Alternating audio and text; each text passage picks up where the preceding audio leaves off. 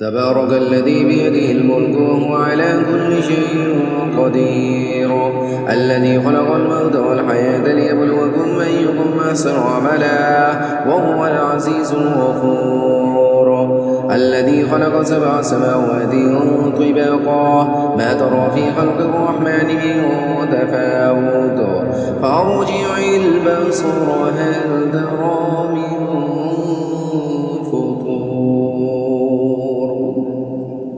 ثم رجع البصر كرتين ينقلب إليك البصر خاسئا وهو حسير ولقد زينا السماء الدنيا بمصابيح وجعلناها رجوما للشياطين وأعتدنا لهم عذاب السعير وللذين كفروا بربهم عذاب جهنم وبئس المصير إذا ألقوا فيها سمعوا لها شيقا وهي تفور تكاد تميز من الغيظ كلما ألقي فيها فوج سألهم خزنتها ألم يأتكم نذير قالوا بلى قد جاءنا نذير فكذبنا وقلنا ما نزل الله من شيء إن أنتم إلا في ضلال كبير وقالوا لو كنا نسمع أو نعقل ما كنا في أصحاب السعير فاعترفوا بذنبهم فسحقا لأصحاب السعير إن الذين يخشون ربهم بالغيب لهم مغفرة وأجر كبير وأسروا قولكم أو اجهروا به إنه عليم بذات الصدور ألا يعلم من خلق وهو اللطيف الخبير هو الذي جعل لكم الأرض ذلولا فامشوا في مناكبها وكلوا من رزقه وإليه النشور أأمنتم من في السماء أن يخسف بكم الأرض فإذا هي تمور أم أمنتم من في السماء أن يرسل عليكم حاصبا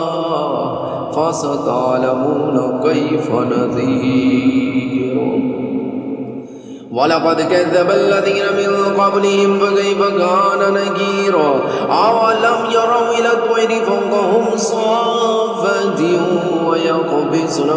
ما يمسكهن إلا الرحمن إنه بكل شيء بصير أمن هذا الذي هو جند لكم ينصركم من دون الرحمن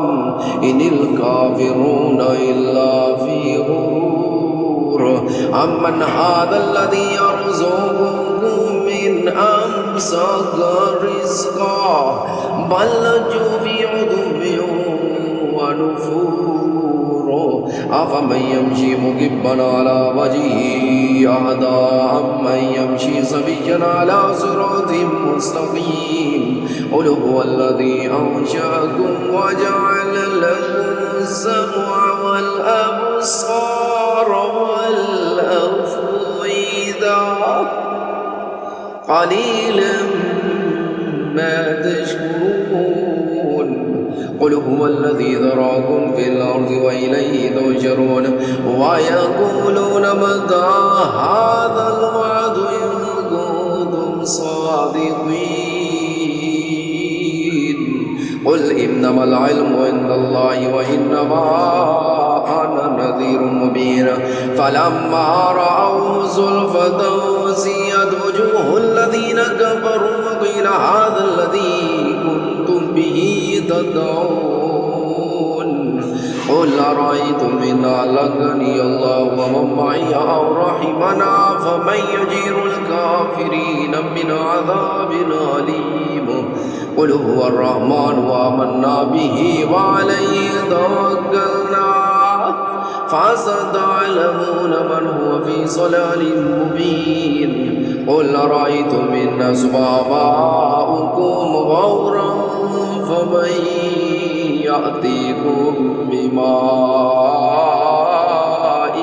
معين صدق الله العظيم.